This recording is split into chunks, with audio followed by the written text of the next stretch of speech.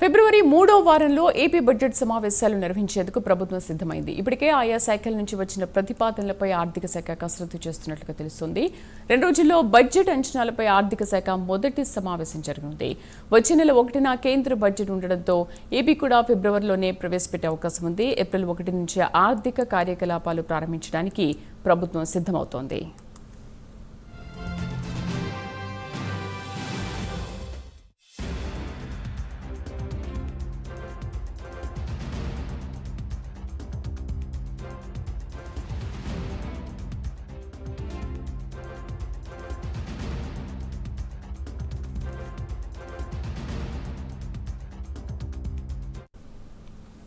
ఫిబ్రవరి 3వ వారంలో AP budget సమావేశాలు నిర్వహించేందుకు ప్రభుత్వం సిద్ధమైంది. ఇప్పటికే ఆయా శాఖల నుంచి వచ్చిన ప్రతిపాదనలపై ఆర్థిక శాఖ కసరత్తు చేస్తున్నట్లుగా తెలుస్తోంది.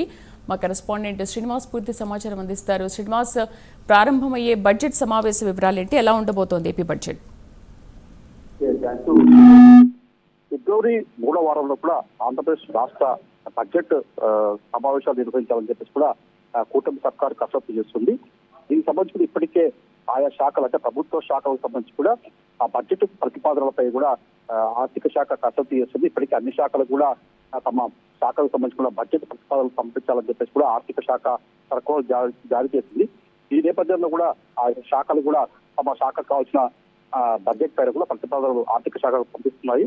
దీనిపైన కూడా ఇప్పటికే ఆర్థిక శాఖ మరో 2 రోజులు కూడా బడ్జెట్ అంచనాలపై కూడా ఆర్థిక శాఖ మంత్రి అయ్యవాళ్ళ కేశవ్ ఆధ్వర్యంలో కూడా ఆర్థిక శాఖ ప్రిన్సిపల్ సెక్రటరీ అలాగే ఆర్థిక శాఖ సెక్రటరీ ఆధ్వర్యంలో కూడా మొదటి సమావేశం నిర్వహిస్తారు. ఈ మొదటి సమావేశంలో కూడా ప్రభుత్వ శాఖలకు సంబంధించి కూడా ఆ బడ్జెట్ ఆ శాఖలు ఇచ్చిన ప్రతిపాదనలు ఆ శాఖలకు సంబంధించిన బడ్జెట్ ఎంతవరకు వచ్చాయో అని చెప్పేసి కూడా మొత్తం కూడా రివ్యూ చేస్తారు.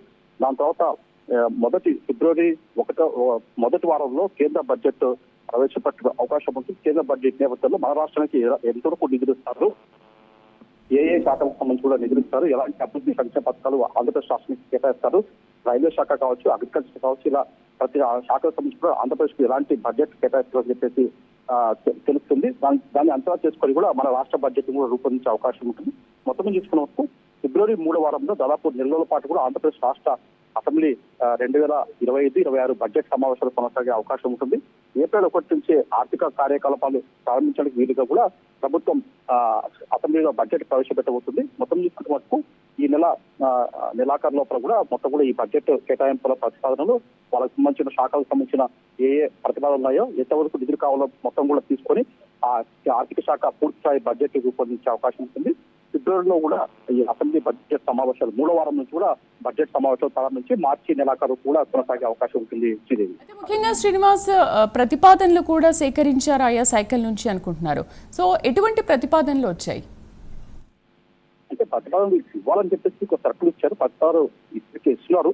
అంటే ఆ శాఖకు సంబంధించిన ఏదైతే ఎగ్జాంపుల్ ఇస్తే మనకు సపోజ్ వ్యవసాయ శాఖకు సంబంధించి కూడా ప్రభుత్వము ప్రత్యేకంగా ఒక బడ్జెట్ ప్రతి సంవత్సరం కూడా ప్రవేశపెడుతూ దాదాపు ఒక 30,000 కోట్ల నుంచి 40,000 కోట్ల దాకా కూడా వ్యవసాయ శాఖకు సంబంధించి కూడా ప్రత్యేకంగా బడ్జెట్ రూపొందిస్తారు.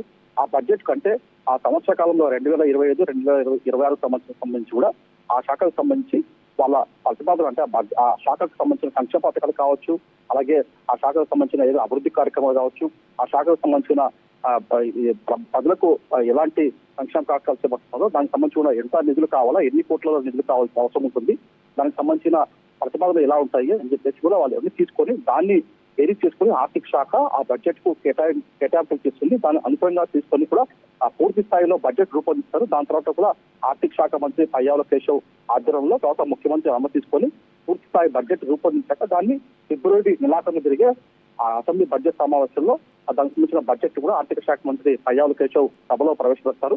అయితే మొదట చూసుకుంటే మటుకు ఒకవైపు కేంద్రం ఇచ్చే ఆంధ్రప్రదేశ్ రాష్ట్రానికి ఇచ్చే కేటాయింపులు కావచ్చు, ఇతర అంశాల్లో నిధులు ఎంతవరకు ఇస్తారో అభివృద్ధి కార్యక్రమాలు సంక్షేమ కార్యక్రమాలకు సంబంధించి కేంద్ర ప్రభుత్వం రాష్ట్రానికి ఎంత నిధులు కేటాయిస్తే బేరీజు వేసుకుని అలాగే మన రాష్ట్రానికి సంబంధించి కూడా ఎంత ఆదాయం వస్తుంది, ఎంత వ్యయం వస్తుంది, అలాగే రుణాలు ఎంతవరకు ఉన్నాయి మొత్తం కూడా ఒక 8 ప్రణాళిక ప్రకారం ఒక దాదాపు 3 వారాల పాటు కూడా ప్రతిరోజు కూడా ఆర్థిక శాఖ అధికారులు అయ్యవాళ్ళ కేశవతో పాటు ఇతర అధికారులు కూడా కసరత్తు చేస్తూ బడ్జెట్ అన్ని శాఖలకు సంబంధించి కూడా ఉన్నాయో ఆ శాఖలకు సంబంధించి కూడా బడ్జెట్ ను రూపొందించి దాని తర్వాత కూడా పూర్తి స్థాయి బడ్జెట్ రూపొందించే అవకాశం ఉంటుంది. Thank you Srinivas.